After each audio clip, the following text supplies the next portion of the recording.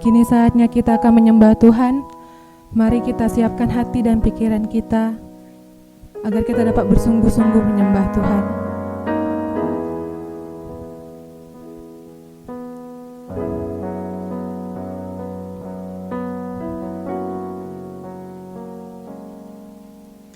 Roh-Mu yang hidup penuhiku, mengalir dalamku.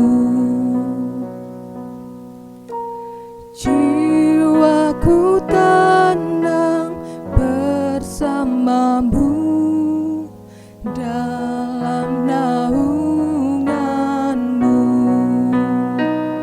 Ku buka hati untuk jamahanmu, berserah penuh di hadiratmu. Kau ambil alih seluruh hidupku, di altarmu menyembahmu.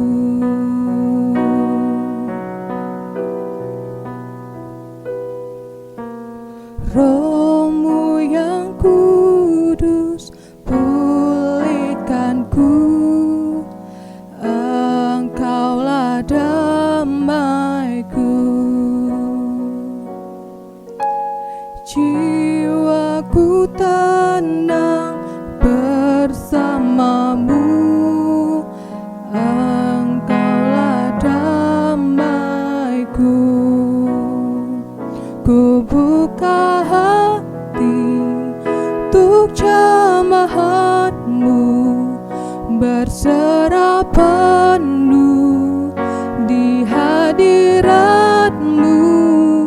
Kau ambil alih seluruh hidupku, di altarmu menyembahmu, di altarmu menyembahmu, di altarmu menyembahmu.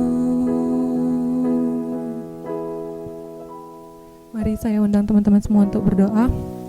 Ya Bapa kami yang baik, kami mengucap syukur pada saat ini ya Bapa, karena hingga saat ini Bapa masih memberikan kami nafas kehidupan dan kesehatan ya Bapa, sehingga hingga saat ini juga ya Bapa kami masih mengikuti ibadah kami ya Bapa, walaupun secara online ya Bapa. Berkati setiap kami ya Bapa, agar kami bersungguh-sungguh melayani Engkau ya Bapa. Berkatilah ibadah kami dari awal, pertengahan hingga akhirnya. Di dalam nama Tuhan Yesus, Juru Selamat kami yang hidup. Haleluya, amin. Mari kita angkat pujian syukur kita, sukacita.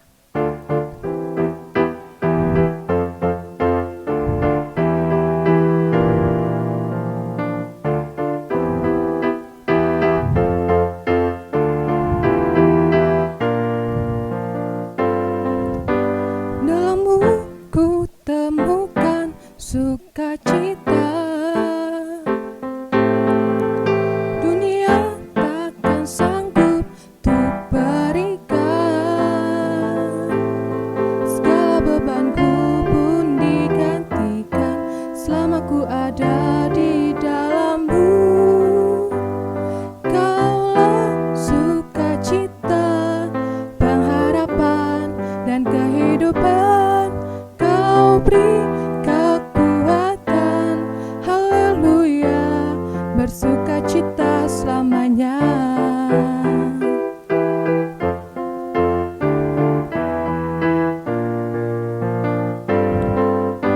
Kau ada mendampingi setiap langkahku, berikan kekuatan dengan Roh-Mu. Janji-Mu yang telah menuliskan, ku punya rancangan yang indah. Kaulah sukacita, pengharapan dan kehidupan. Kau beri kekuatan, haleluya, bersukacita selamanya.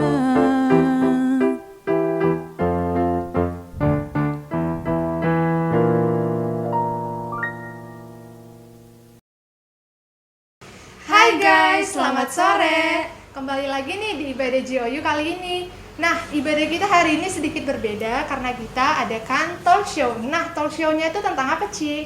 Nah, talk show-nya temanya hari ini itu LGBT. Nah, pada apa mikir tuh? kan Mikir apa, kan? yuk? Nah, LGBT itu artinya Lo gue butuh Tuhan. Oke guys, jadi di samping kita udah ada kakak-kakak yang akan memberikan pendapat. Nah, di samping kita ada Kak Daniel. Halo. Ada Kak Ica. Hai. And Kak Lisa. Hai. Oke, kita lanjut ke pertanyaan pertama.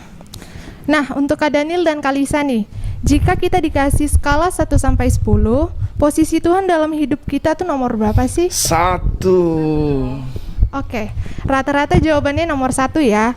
Nah, tapi pada kenyataannya sangat sulit sekali nih untuk kita menomorsatukan Tuhan. Menurut kalian, pada saat ini bisa nggak sih kalian naruh Tuhan pada posisi nomor 1 di hidup kalian? Menurut saya bisa dan sangat mungkin. Karena apa? Saya hidup itu karena kebaikan Tuhan, dan kehidupan saya itu Tuhan sudah tebus dan dibayar lunas. Jadi bisa kok. Menurut saya bisa juga, apalagi jika dilihat dari situasi sekarang, yang mana saat-saat ini, di mana kita benar-benar sadar bahwa Tuhan itu nomor 1 dan akan tetap berada di nomor 1.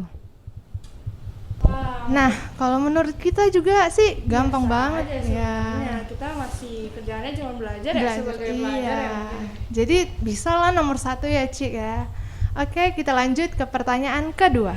Nah, coba ceritain, pernah nggak kalian ngelewatin kejadian yang kayaknya udah pasti nih jawabannya Tuhan, tapi kok akhirnya beda ya dengan ekspektasi, sampai suatu saat nanti kita ngerti, oh ternyata ini toh masuk Tuhan.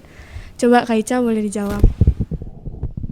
Nah, kalau dari pengalamannya Kak Ica sih pernah ya, terlebih apalagi tuh saatnya sedang dialami, yaitu tentang pekerjaan. Nah, saya adalah seseorang yang sekolah di bidang ilmu ekonomi, tetapi saya sekarang menjadi seorang tenaga pendidik sekolah dasar.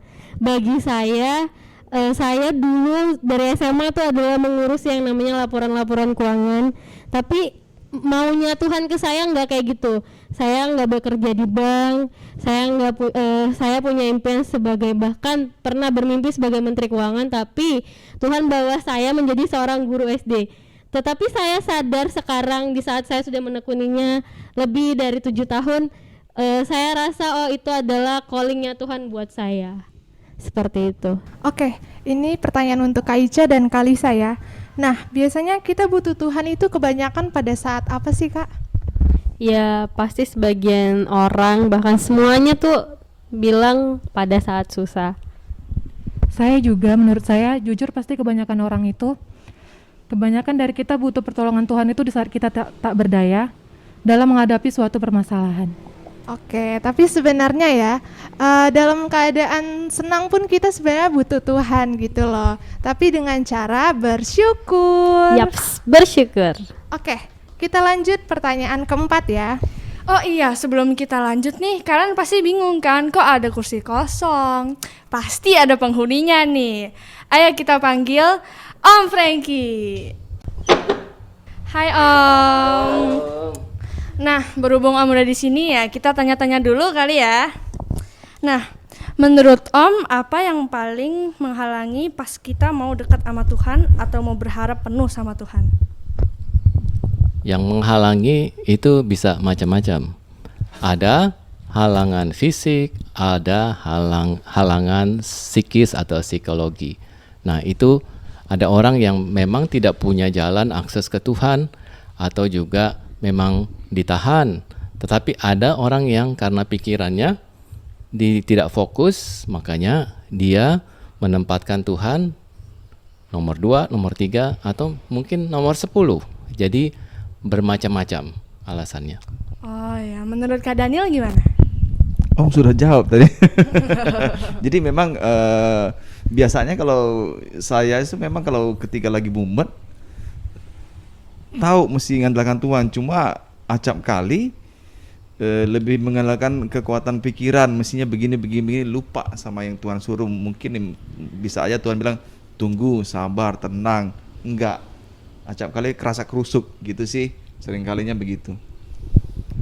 Oke, kita ada di pertanyaan terakhir untuk Om Frankie. Saat PPKM gini kita lebih banyak waktu bebas karena terbatas. Menurut Om Frankie nih, apakah tetap bisa dekat dengan Tuhan atau enggak? Dan apakah yang bisa dilakukan untuk menambah nilai kerohanian di tengah keadaan seperti ini? Sekarang PPKM ini lebih pada keterbatasan fisik, di mana kita ada physical distancing. Tetapi kadang-kadang itu merambah menjadi psikis atau pikiran kita membuat malas. Nah, saya mau ambil dari contoh di dalam Markus pasal 2 yang saya pernah bawakan sebelumnya dalam renungan untuk khotbah pertengahan minggu. Nah, saya akan baca dari Markus pasal 2 ayat 4. Bunyinya demikian. Tetapi mereka tidak dapat membawanya kepadanya karena orang banyak itu, lalu mereka membuka atap yang di atasnya. Sesudah terbuka, mereka menurunkan tilam tempat orang lumpuh itu terbaring. Nah, di sini sama seperti PPKM, ada keterbatasan fisik. 4 orang membawa satu temannya yang lumpuh. Tetapi karena popularitas Yesus, rumahnya penuh, pintu tertutup dengan orang, bahkan jalan ke rumahnya pun penuh. Tapi kita lihat ini kan sebenarnya mereka bisa aja menyerah. Oh, dan memang ada alasan yang valid. Saya nggak bisa kok. Tetapi mereka tidak putus asa. Pembatasan fisik tidak membuat pikiran mereka terbatas. Mereka mencari akal. Salah satu akal yang kita lakukan adalah dengan online live stream. Tetapi pertanyaannya, apakah kalian bersedia nonton apa tidak? Sementara nonton mungkin baru 5 menit buka WhatsApp, buka handphone, buka game atau ada yang lain. Sekarang itu tergantung kepada pikiran kita. Jadi walaupun ada PPKM, physical distancing, sama seperti halnya dalam firman Tuhan yang kita baca ini. 4 orang ingin melihat temannya disembuhkan, tetapi tidak bisa masuk. Terbatas, tertutup, tetapi mereka tidak habis akal. Kita diberikan akal, diberikan teknologi oleh Tuhan, kita pakai. Selama PPKM ini apa yang kita pakai? Jangan jadikan alasan PPKM atau COVID-19 untuk bersembunyi, ya. Jadi mari, kalau pikiran kita dekat pada Tuhan, kalau kita menaruh prioritas Yesus nomor 1, tidak ada halangan apapun. Ingat Paulus dan Silas di dalam penjara. Mereka secara fisik mereka tersiksa, tetapi mereka bisa apa? Bernyanyi dan berdoa, dan di situ ada gerakan Tuhan. Memang ibadah seperti ini tidak nyaman, tetapi yang penting dalam keterbatasan kita, pikiran kita tetap Tuhan nomor 1. Kalau Tuhan nomor 1, sama seperti 4 orang ini, maka mau bongkar atap, manjat, saudara bayangkan ya, kita ngangkat orang aja di jalan yang kosong sudah susah, apalagi ini mesti ngangkat orang lumpuh ke atas atap. Itu menunjukkan determinasinya yang sangat tinggi. Nah, kalau kita menempatkan Tuhan di nomor 1, maka tidak ada halangan apapun. Amin. Sebab itu saya sarankan jangan jadikan PPKM ataupun COVID-19 apapun alasan untuk kita jauh dari Tuhan. Ada alternatif, cari jalan. Kalian anak muda, kalian bisa mempunyai akal, cari jalan. Bukan akal bulus ya, tetapi ini akal yang bisa diterima. Nah, hasilnya adalah apa? Kita lihat dalam Markus pasal 2 ini. Orang yang lumpuh, yang tadinya tidak bisa disembuhkan, akhirnya bukan hanya dia disembuhkan, tetapi Tuhan katakan apa? Dosamu diampuni. Setelah itu apa? Baru dia disembuhkan. Jadi Tuhan memberikan bonus, bukan hanya kepada orang itu, tetapi kepada 4 orang. Jadi yang diberkati ada berapa orang? 5 orang. Nah, inilah hasil kalau kita mau tetap menempatkan Yesus Tuhan kita pada prioritas nomor 1. Oke, Ini kita udah berada di akhir talk show kita hari ini. Semoga teman-teman di rumah bisa mengambil pelajaran dari talk show hari ini. Untuk selanjutnya kita minta Om Frankie untuk tutup dalam doa. Baiklah, terima kasih kepada teman-teman JOU. Kalau sampai nonton di sini, sampai bagian akhir berarti kalian sudah menempatkan Tuhan di nomor 1. Kita tutup mata dan berdoa. Bapa yang baik, kami mengucap syukur buat kesempatan pada saat ini.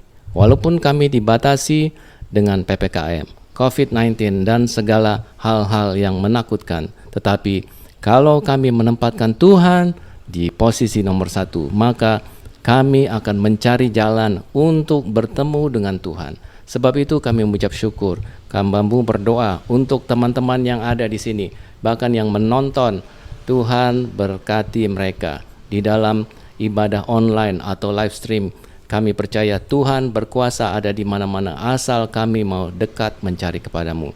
Tuhan, kami hamba-Mu berdoa untuk JOU, untuk anak remaja, pemuda, mahasiswa dan profesional muda.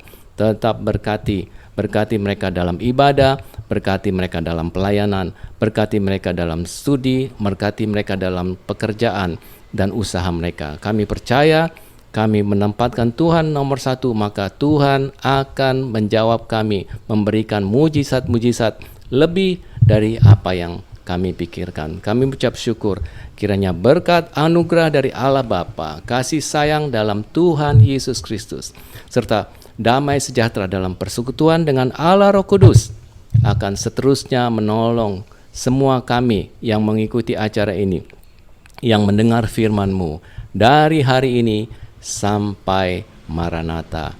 Kami mau terima berkat-berkat Allahi di dalam nama Tuhan Yesus Kristus. Kita berseru sama-sama, haleluya.